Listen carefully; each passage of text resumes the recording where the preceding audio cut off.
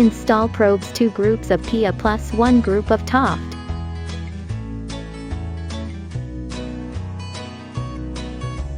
Press and hold the side button to adjust the probe height to fit the workpiece.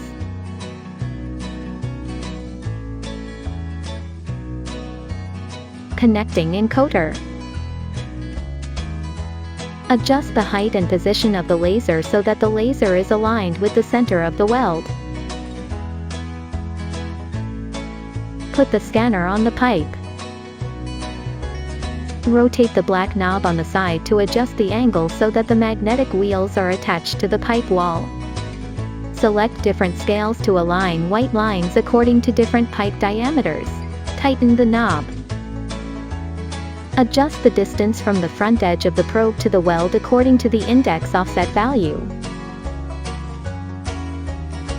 Put down the probe.